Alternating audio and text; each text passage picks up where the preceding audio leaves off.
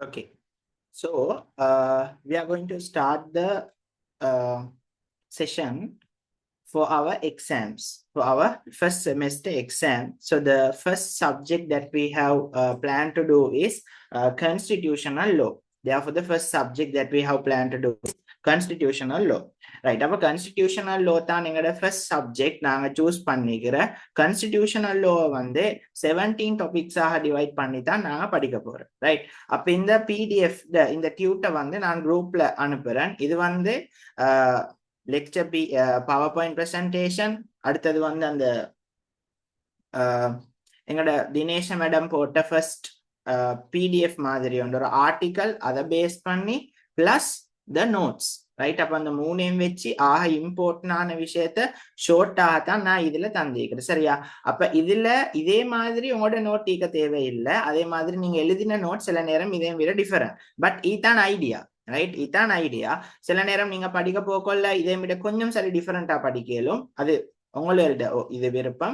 என்றால் ஒவ்வொருத்தர நோட்ஸ் எழுதவே different. Right, அப்ப இதுல வந்து நான் ஆக இம்பார்ட்டன்டான விஷயங்க, அதே மாதிரி எங்களோட சிலபஸ்ல இருக்கிற விஷயங்க நான் இதுல போட்டிருக்கேன். ஓகே, அப்ப the first subject that we are going to do is about the constitutional law. Right, அப்ப நாங்க இதை பார்ப்போம். constitutional law, introduction to the constitutional law. அப்ப ஃபர்ஸ்ட் டாபிக்ல நாங்க என்ன பார்க்க போறோம்னால் கான்ஸ்டிடியூஷனுக்கு ஒரு இன்ட்ரோடக்ஷன்.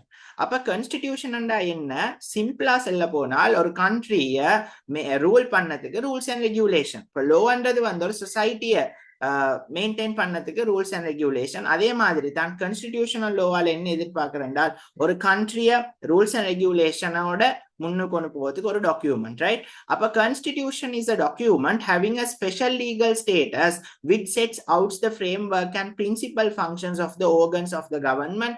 ரைட், இப்ப கவர்மெண்ட் எடுத்து பார்த்தால் நிறைய கவர்மெண்ட்ஸுக்கு நிறைய பார்ட்ஸ் இருக்குது. அப்ப அதெல்லாம் வேலை செய்யணும் கான்ஸ்டிடியூஷனை ஃபாலோ பண்ணி within the state and declares the principles or rules by which those organs should operate. அப்ப இதுல என்ன விலங்கு எடுக்கணும் என்றால் கவர்மெண்ட்ன்றது வந்து ஸ்டேட். ரைட், ஸ்டேட்ன்றது வந்து ஒரு பெர்மனண்டான விஷயம். அப்ப அந்த பெர்மனண்டான ஸ்டேட்டை ரூல் பண்ணதுக்கு மக்களால தெரிவு செஞ்ச ஆட்கள் தான் கவர்மெண்ட்ல இருக்கிற. சரியா, அப்ப என்ன விலங்கு எடுக்கணும் என்றால் கவர்மெண்ட்ன்றது வந்து டெம்பரரி, ஸ்டேட்ன்றது வந்து permanent. Okay, and declares the principles or rules by which those organs should operate. Therefore, through constitution, what it does is it's a legal document which explains about the limitations, explains about the rules and regulations that a government should follow when ruling a state. Constitution acts as an intermediary between the state and the people. Right, அப்ப மக்களுக்கும் அரசுக்கும் இடையில உள்ள தொடர்பை இந்த கான்ஸ்டிடியூஷனால ஏற்படுத்துற. சரியா, because people elect their representatives and people help for the government, support for the government, right? And therefore they are expected to work according to the constitution, right? Even the president, prime minister, everyone are below the constitution. So constitution is the superior law in our country. So you should understand that. Right, அப்ப state and என்னண்டா ஒரு definitions கொடுக்க போகல உங்களுக்கு சொல்லலும். State equals to define territory, அப்படின்னா இந்த இடம், right, territory plus the people, அங்க வாழ்ற ஆட்களும் எந்த இடத்துக்கு இடமும். ரைட், டெரிட்டரி என்றால் ஃபார் எக்ஸாம்பிள் ஸ்ரீலங்கால ஐலண்ட்ஸ் இருக்குது நிறைய. அதே மாதிரி Sri Lankan territory, Sri Lankan water, Sri Lankan air. அப்ப அதெல்லாம் சேர்த்து பிளஸ் பீப்புளை சேர்த்தால் வாரதான் state. In democracy, rules are being elected by rulers. இன்னைக்கு rulers வரணும். Rulers and leaders. Leaders are being elected by the peoples. அப்ப யார் வந்து leaders தெரிவு செய்து பார்லிமெண்ட்டுக்கு அனுப்புற, அது நாங்க people's vote-ஆல தான் நாங்க முன்னுக்கு போறோம். Therefore, they should act within the constitutional framework. அப்ப எங்களால தெரிவு செய்யப்பட்ட ஆட்கள் பார்லிமெண்ட்ல இருக்கிற பிரசிடென்ட் எங்களால தெரிவு செய்யப்பட்டிருக்கிற. அப்ப அவங்க வந்து எதை ஃபாலோ பண்ணி ஒர்க் பண்ணணும், கான்ஸ்டிடியூஷனல் ஃப்ரேம்வொர்க்கை ஃபாலோ பண்ணி தான் ஒர்க் பண்ணணும். அதே மாதிரி இந்த ரெண்டு டீடைல்ஸும் ஒரு நார்மலான கொஸ்டின் ஒன்று எழுத போகல இதை யூஸ் பண்ணலும். ஓல்டஸ்ட் கான்ஸ்டிடியூஷன் வந்து அமெரிக்காட constitution, United States of America. Longest constitution வந்து இந்தியன் கான்ஸ்டிடியூஷன். ஓகே, ஸ்ரீலங்கா எடுத்து பார்த்தா ஸ்ரீலங்கா ஒரு காலமும் கான்ஸ்டிடியூஷன் இருந்து வெளியே போயிட்டு இல்ல. அதுதான் ஐடியா. ஃபார் எக்ஸாம்பிள் 2022ல president Gotabaya Rajapaksa's resignation. Right, அது நடந்தது. பட் யாருமே கான்ஸ்டிடியூஷனால வெளியில போயிட்டு சொல்யூஷன் தேட இல்ல, ரைட். வித்தின் த பார்லிமெண்ட், அவ பார்லிமெண்ட்ல மெஜாரிட்டி சப்போர்ட் இருக்கிற ஆளை வந்து நெக்ஸ்டா பிரசிடென்டா எடுத்தோம் நாங்க, அதான் ரணில் விக்ரமசிங்க. ஓகே, அப்ப நாங்க வந்து கான்ஸ்டிடியூஷன்ல இருந்து வெளிக்கு போயிட்டு இல்ல என்ன ஒரு சிச்சுவேஷன்லயும். பட் பங்களாதேஷ் எடுத்து பார்த்தா ரீசெண்ட் டைம்ஸ் அவங்க வந்து கான்ஸ்டிடியூஷன்ல இருந்து வெளிக்கு போன, அதுதான் நீங்க வந்து ஸ்ரீலங்கா நெவர் எக்ஸ்பீரியன்ஸ் தென் அன்கான்ஸ்டிடியூஷனல் கவர்னன்ஸ். அப்ப இன்ட்ரோடக்ஷன்ல நாங்க இதெல்லாம் படிக்கணும்.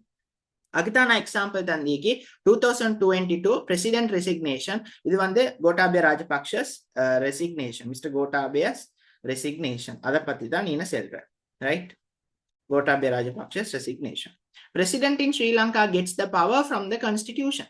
பிரசிடென்ட்டுக்கும் எங்கால பவர் வாரது, கான்ஸ்டிடியூஷனால தான் பிரசிடென்ட்ஸுக்கும் பவர் வாரது, ரைட். கான்ஸ்டிடியூஷன் ஆர்டிகல் த்ரூ தான் பிரசிடென்ட்டுக்கும் பவர் வாரது. ஃபார் எக்ஸாம்பிள் நாங்க எடுத்து பார்த்தா 2018 டிசல்யூஷன் கேஸ் மைத்ரிபால சிறிசேனா அவங்க, ரைட், மைத்ரிபால சிறிசேனா அவங்க மஹிந்த ராஜபக்ஷ பிரைம் மினிஸ்டராக அப்பாயிண்ட் பண்ற, பார்லிமெண்ட்டை டிசல்யூஷனுக்கு உள்ளாக்குற, ரைட். அப்ப அதுல சுப்ரீம் கோர்ட் என்ன சொல்றால் மைத்ரிபால சிறிசேனா செஞ்சது வந்து அன்கான்ஸ்டிடியூஷனல், அவருக்கு அப்படி செய்யலா, ரைட். பிரசிடென்ட் டைம் பீரியட் அந்த எக்ஸீட் ஆயினால் பொறுத்துதான், அந்த லிமிட் அது எக்ஸீட் ஆயினா பொறுத்துதான் பார்லிமெண்ட்டை கலைச்செயலும் டிசல்யூட் பண்ணலும். அதுக்கு முதல் பிரசிடென்ட்டுக்கு அப்படி செய்யலா. மைத்ரிபால சிறிசேனா செஞ்சது வந்து அன்கான்ஸ்டிடியூஷனல் ஒர்க்ன்றத வந்து சுப்ரீம் கோர்ட்டால சொல்ற. Therefore, the act done by Maithripala Sirisena at that time was very unconstitutional. So, as we discussed previously, state is the permanent entity. State என்றது வந்து permanent, right? Government மாற state மாறாது. State என்றது வந்து மக்கள் சஹா, right, plus territory. But government வந்து temporary. இந்த 5 years ஒரு government, next 5 years அடுத்த government. So state is permanent and government is temporary, which has power and authority to decide how needs of the citizens are met. Government give leadership to the state. அப்ப state என்றத வந்து control பண்ண government தான் control பண்றது. Okay, அப்ப அதுதான் ஒரு சின்ன ஒரு இன்ட்ரோடக்ஷன். அப்ப இந்த செகண்ட் பார்ட்டுக்கு போனால் சோர்சஸ் ஆஃப் லோ, இது ஏற்கனவே எங்க எல்லாருக்கும் தெரியும். Number 1 constitution, constitution through law படிக்கலும், ரைட். அடுத்து வந்து லெஜிஸ்லேஷன். அப்ப லெஜிஸ்லேஷனும் வந்து source of law, parliament acts, enactments, case laws வந்து கேசஸ், அப்ப அதுவும் sources of law. In a country, the constitution establishes principal institution.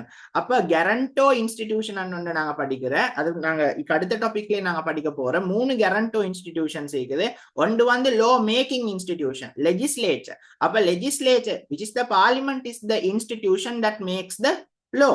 Number 2, enforcing the law, or even we can write it as implementing the law, or policy decisions are carried out using the executive. Therefore, the executive and the legislature makes the law, and it is the duty of the executive to make sure that the laws are being implemented. Judicial institutions, right, court systems. So judicial institutions, they are providing justice to the people. They are interpreting and declaring law, which is they are giving judgments, decisions. Therefore, judicial institutions are necessary to protect the law. Am I clear? It is important for a constitution to establish 3 main institutions. அப்ப constitutionால தான் இந்த 3 இன்ஸ்டிடியூஷனும் establish பண்ணப்படுற, right. அப்ப கான்ஸ்டிடியூஷனால இந்த 3 இன்ஸ்டிடியூஷனும் எப்படி வேலை செய்யணும், right, எந்த மாதிரி பவர் இருக்கிற, அப்படி எல்லாத்தையும் வந்து கான்ஸ்டிடியூஷனால தான் செல்றோம், right. For example, article 33 of the Sri Lankan கான்ஸ்டிடியூஷன்ல mentions the power of the president, president. Okay, அப்ப பிரசிடென்ட்ன்றது வந்து அவருக்கும் பவர் கொடுக்கறதால கான்ஸ்டிடியூஷனால ஆர்டிகல் 33 ரீட் பண்ணினால் விளங்கும். Okay, right. அப்ப கான்ஸ்டிடியூஷன் வந்து சுப்பீரியர் என்றத வந்து எங்களுக்கு ப்ரூஃப் பண்ண ஒரு கொஸ்டின் வந்து சுப்பீரியாரிட்டி ஆஃப் த கான்ஸ்டிடியூஷன் எப்படி ப்ரூஃப் பண்றேன்னு இந்த மாதிரி கேசஸ் செய்யலும், ரைட். ஃபார் எக்ஸாம்பிள், எங்களுக்கு செல்லும் கான்ஸ்டிடியூஷன் எவரோ சுப்பீரியர் என்றால் மைத்ரிபால சிறிசேனா, அவர் எக்ஸிகியூட்டிவ் பிரசிடென்ட். பட் அவர் 2018 பார்லிமெண்ட் டிசல்யூஷன் கேஸ்ல வந்து அவர் செஞ்ச வேலை அன்கான்ஸ்டிடியூஷனல் என்றது வந்து பார்லிமெண்டே டிசிஷன்ஸ் கொடுத்த அப்படி என்றதை வந்து சொல்ல இயலும், right.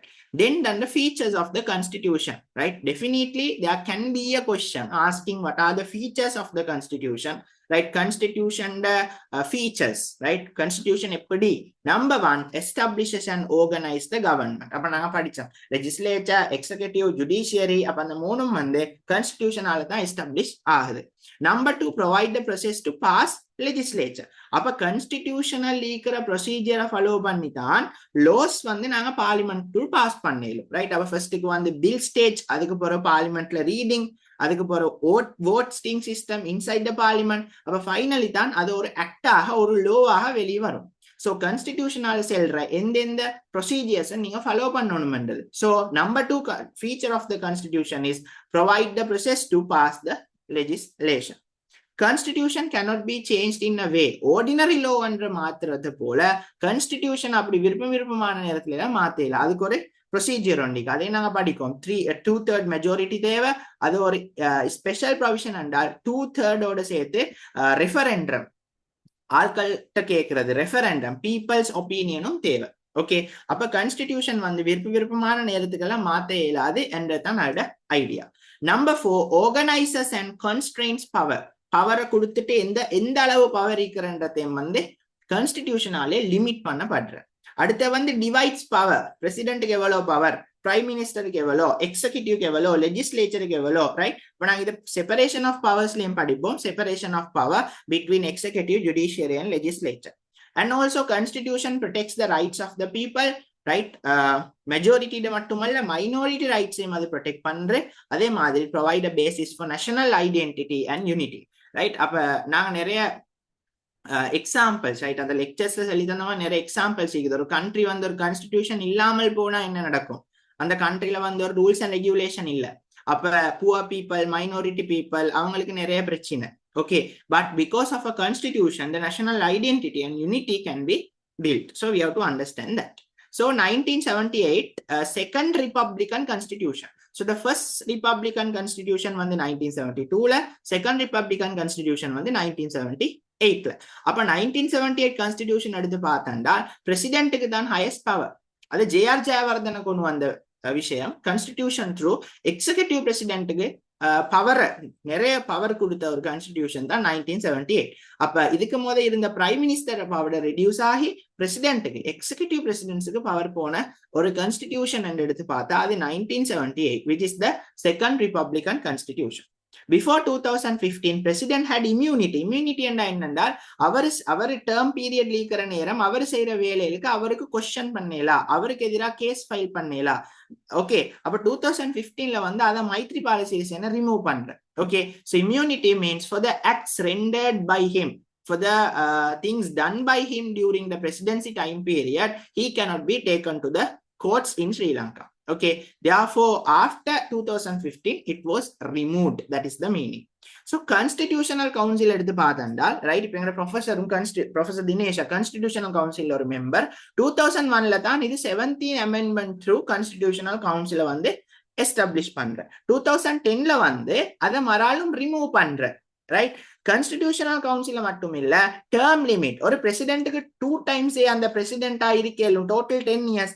அப்ப 2009ல மஹிந்த ராஜபக்ஷ யுத்தம் வெண்டால் போற அவர் நினைக்கிறேன், நான் இந்த ஸ்ரீலங்கால இந்த நாட்டுல இன்னொரு 20 வருஷம் பிரசிடென்ட் ஆயிக்கேலும் என்ற ஒரு ஐடியால அவர் 18th amendment கொண்டு வந்து சிசிஏம் ரிப்பீல் பண்ணிட்டு, அப்படின்னா கான்ஸ்டிடியூஷனல் கவுன்சிலையும் இல்லாமாக்கிட்டு அவர் டேர்ம் லிமிட்டையும் ரிமூவ் பண்ற. பட் என்ன நடக்கிற, 2015ல அவரு தோக்குற. ரைட்? 2015ல மைத்ரிபால சிறிசேன ஜனாதிபதியாக அவர் மாறாலும் அவரு திரும்பாத சிசிஏ கான்ஸ்டிடியூஷனல் கவுன்சில் எஸ்டாப்ளிஷ் பண்ற. Okay, and he also restores the presidential limit which is for 2 times. So 2020ல கோட்டாபய ராஜபக்ஷஸ் கவர்மெண்ட் அதை ரிமூவ் பண்ற. 2022 மறால்மதி ரெஸ்டோர் ஆகுற. ஓகே, சோ கான்ஸ்டிடியூஷனல் கவுன்சிலுக்கு என்ன பவர் என்றால், பிரசிடென்ட் செய்யற ஒவ்வொரு வேலைக்கும் கான்ஸ்டிடியூஷனல் கவுன்சில் அவங்க ரிவ்யூ எடுக்கலும். ரைட்? பிரசிடென்ட் வேலை கான்ஸ்டிடியூஷனலா, அது வந்து கான்ஸ்டிடியூஷனலுக்கு மீறி போறதா அப்படின்றத வந்து கான்ஸ்டிடியூஷனல் கவுன்சிலுக்கு கொஸ்டின் பண்ண இயலும். Okay, and then presidential council presidential கவுன்சிலால என்ன செய்யறா பிரசிடென்ட்ஸ் அப்பாயின்மெண்ட் அப்ப பிரசிடென்ட் அப்பாயிண்ட் பண்ற ஆட்கள்களை டிபார்ட்மெண்ட்ஸ்களுக்கு ஜுடிஷியல் சிஸ்டத்துக்கு அப்ப அதை பத்தி கொஸ்டின் கேட்கலும் இந்த அப்பாயின்மெண்ட் சரியா சீனியோரிட்டியை பார்த்தா இந்த அப்பாயின்மெண்ட் செஞ்சது அப்படின்றத வந்து பிரசிடென்சியல் கவுன்சிலுக்கு கொஸ்டின் பண்ண இயலும் கான்ஸ்டிடியூஷனல் கவுன்சில் என்ன செய்யறால் எப்பயும் பிரசிடென்ட் ஒர்க் பிரசிடென்ட் செய்யற வேலை கான்ஸ்டிடியூஷனலுக்குள்ளுக்கு ஈக்குறான்றத வந்து கொஸ்டின் பண்றது தான் கான்ஸ்டிடியூஷனல் கவுன்சிலோட டியூட்டி ரெஸ்பான்சிபிலிட்டி ஓகே அடுத்தது வந்து இந்த ஃபர்ஸ்ட் டாபிக்ல நாங்க என்ன பாக்குறோம்டா ஸ்ரீலங்கால ஜுடிஷியல் ரிவ்யூ ஆஃப் லெஜிஸ்லேஷன் ஒரு லோ ஆக்ட் ஆகினா போறவே அதை ரிவ்யூ பண்ணி கோர்ட்ஸுக்கு பவர் இல்ல அந்த லோல இருக்கிற கான்ஸ்டிடியூஷனலிட்டிய அன்கான்ஸ்டிடியூஷனலிட்டிய பத்தி கொஸ்டின்ஸ் பண்ண ஓகே பில் ஸ்டேஜ்ல வந்து ப்ரீ ஜுடிஷியல் ரிவ்யூ இருக்கிற but post judicial review once a law becomes an right once a bill becomes an act அது லோ ஆகினா போறோம் அது கொஸ்டின் பண்ண ஸ்ரீலங்கன் கான்ஸ்டிடியூஷனால அலோ பண்ணி இல்ல that is why in Sri Lanka judicial review of legislation is prohibited. Law cannot be constitutionally reviewed. ஒரு law வந்து இது கான்ஸ்டிடியூஷனலுக்கு மீறி போறதா கான்ஸ்டிடியூஷனுக்குள்ளுக்கான்றத வந்து கொஸ்டின்ஸ் பண்ண இயலாது. Therefore in certain situations it can violate fundamental right. சில நேரம் சில லோஸ் ஆல என்ன நடக்குறண்டா அதை கொஸ்டின் பண்ணேலா so fundamental rights FR violate ஆகக்கூடிய சான்ஸ் இருக்குது. ஃபார் எக்ஸாம்பிள் தேச வளமை லோவா எங்களுக்கு போயிட்டு ஆர்கியூ பண்ணேலா லோட கான்ஸ்டிடியூஷனலிட்டி அன்கான்ஸ்டிடியூஷனலிட்டியை பத்தி பட் தேச வளமையில் என்ன சொல்றா a married woman cannot transfer immovable property without husband's approval. அப்போ ஒருத்தருக்கு ஆர்கியூ பண்ணேலும் அப்படி ஒரு மேரிட் வுமனுக்கு டிரான்ஸ்ஃபர் பண்ண ஏலாட்டி ரைட் ஹஸ்பண்ட பெர்மிஷன் இல்லாம அது அவட எஃப்ஆர் அவட ஃப்ரீடம் ஆஃப் தாட்டுக்கு எதிராக போறதுன்றது ஒருத்தருக்கு ஆர்கியூ பண்ண இயலும் பட் எங்களுக்கு லோவுக்கு எதிராக இதுல கான்ஸ்டிடியூஷனலிட்டியை கொஸ்டின் பண்ணி cases file பண்ணேலா because in Sri Lanka judicial review of legislation is not available right judicial review or legislation வந்து எங்களுக்கு ரிவ்யூ பண்ணேலா அதுதான் அதோட idea. Unless Sri Lankan parliament passes a law, this law exists without coming under and conforming to the constitution. In South Africa, constitutional court and அந்த constitutional court என்ன சொல்றண்டால் இதுக்கு முத இருந்த death penalty right மெக்வெயின் case வந்து அவங்க சொல்ற death penalty வந்து unconstitutional வந்து அங்க கான்ஸ்டிடியூஷனல் கோர்ட் சொல்ற எங்களுக்கு கான்ஸ்டிடியூஷனல் கோர்ட் வேறொரு கோர்ட் இல்ல எங்களுக்கு இருக்கிறது வந்து constitutional council. Anyways we can't question the validity of the law, we can't conduct the judicial review of the legislation. Okay, அப்ப post judicial review வந்து எங்கட நாட்டுல இல்ல but south Africa India my நாட்டுல எல்லாம் ஈக்குற ரைட். இப்ப இந்த கான்ஸ்டிடியூஷனை அமெண்ட் பண்ணணும்டா என்ன செய்யணும் ரைட் எங்களுக்கு ஸ்ரீலங்கால கான்ஸ்டிடியூஷனல் ப்ரொவிஷன் ஒன்றை சேஞ்ச் பண்ணணும் என்றால் அமெண்ட் பண்ணணும் என்றால் என்ன செய்யணும் என்றால் பில்லை இன்ட்ரடியூஸ் பண்ணி 2/3 மெஜாரிட்டியால வெல்லணும். 2/3 என்றால் பார்லிமெண்ட்ல இருக்கிற 225ல 2/3. ஓகே ஆர்டிகல் 83 எப்படி செய்யணும்ன்றத வந்து சொல்ற. அப்ப அதுல மீனிங் தான் 2/3 மெஜாரிட்டி இல்லாம கான்ஸ்டிடியூஷனல் ப்ரொவிஷன்ஸை சேஞ்ச் பண்ண இயலாம்.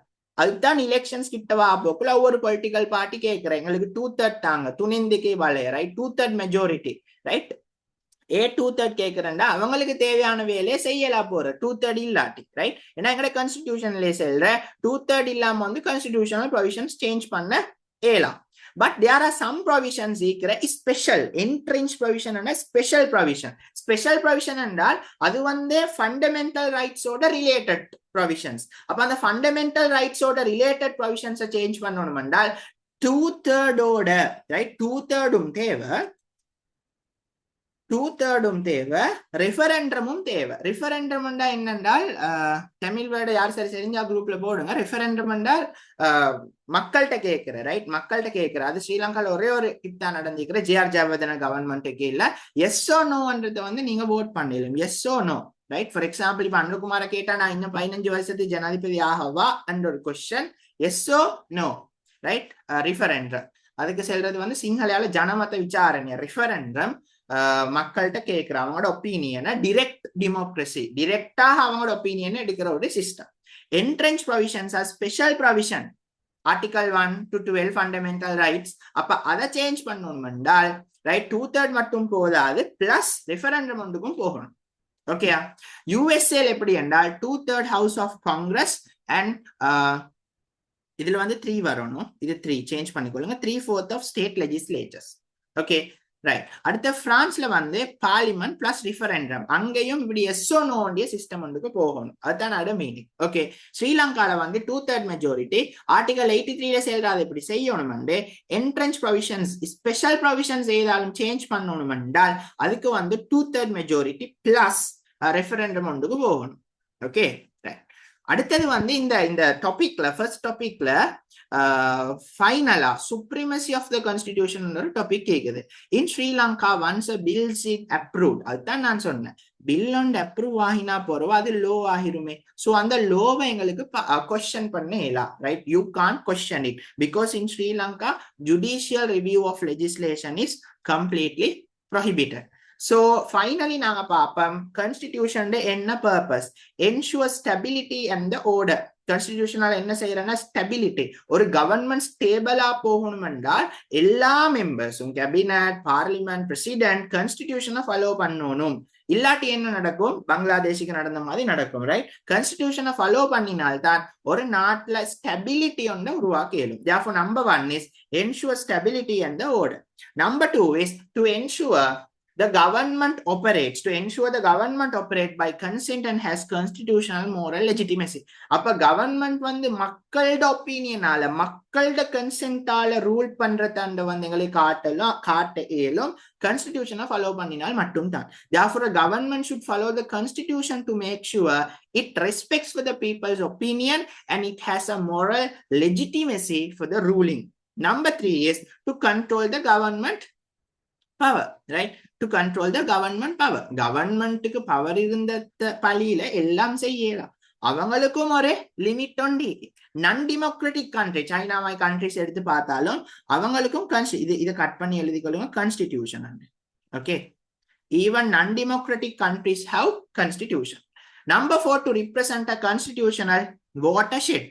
Watershed என்னென்றால் major turning point in a country's constitution, right? அப்படி என்ன, இப்ப ஸ்ரீலங்கா நாங்க வந்து பிரிட்டிஷ் கொலனியா இருந்தோம். 1947ல இண்டிபெண்டன்ஸ் கிடைச்சாலும் 1972 வரை காட்டியும் நாங்க ஒரு பிரிட்டிஷ் கொலனி. அப்ப 1972ல ஃபர்ஸ்ட் கான்ஸ்டிடியூஷன் ரிபப்ளிகன் கான்ஸ்டிடியூஷனை கொண்டு வந்த உடனே அது ஒரு மேஜர் டேர்னிங் பாயிண்ட், ரைட்? அது ஒரு மேஜர் டேர்னிங் பாயிண்டா மாறிச்சு. அப்ப அதுக்கு தான் சொல்ற watershed, constitutional watershed. Therefore constitution is important even to change the direction of the country at a point. அப்ப ஸ்ரீலங்கா அவ்வளோ காலமாக கொலனியா இருந்து ஒரு அடிக்கு அவங்களோட டிசிஷனை மாத்ததுக்கு என்ன நடந்தது, 1972 ரிபப்ளிகன் கான்ஸ்டிடியூஷனை வந்து கொண்டு வர்றது. ஓகே, அப்ப அதால என்ன நடந்தால் ஒரு மேஜர் டேர்னிங் பாயிண்ட். அப்ப உங்களுக்கு இப்ப விளங்கிக்கும் கான்ஸ்டிடியூஷனால ஒரு மேஜர் டேர்னிங் பாயிண்டே எடுக்கலும். கொஸ்டின் வந்தா அப்படி எழுதலாம். ஓகே, ஃபார் எக்ஸாம்பிள் அதான் நான் போட்டிக்கு 1972 first Republican constitution ended the dominion status. நாங்க அவங்களுக்கு கீழே கொலனியாக இருந்த ஸ்டேட்டஸை வந்து இல்லாம ஆயிட்டு. So it's a turning point to affirm particular values and goals. ஒரு நாடு ஒரு கோல்ஸ் அச்சீவ் பண்ணணும் என்றாலும் அது கான்ஸ்டிடியூஷனை ஃபாலோ பண்ணி, right? President, prime minister, parliament, cabinet எல்லாமே ஒரு கான்ஸ்டிடியூஷனை ஃபாலோ பண்ணி அதை செஞ்சு கொண்டு போனால் அந்த கோல்ஸுக்கு போகலாம் என்றதுதான் இந்த ஐடியா. ஓகே, அப்ப இதுல வந்து இதெல்லாம் பார்த்துக்கொண்டா okay, right? Specially stated constitutional council history என்றால் எந்த கொஸ்டின் வந்தாலும் எங்களுக்கு தெரிஞ்சுக்கணும், இதை ரிலேட் பண்ணி ஒரு ஆன்சர் ஒன்று எழுதுறதுக்கு, ரைட்? அப்ப டைப்ஸ் ஆஃப் கான்ஸ்டிடியூஷன் தான் இது செகண்ட் டாபிக். அதுலேயும் டியூட்டையும் அதுலேயும் வீடியோவையும் நான் போடுறேன். Okay, right? Then I'll wind up the session from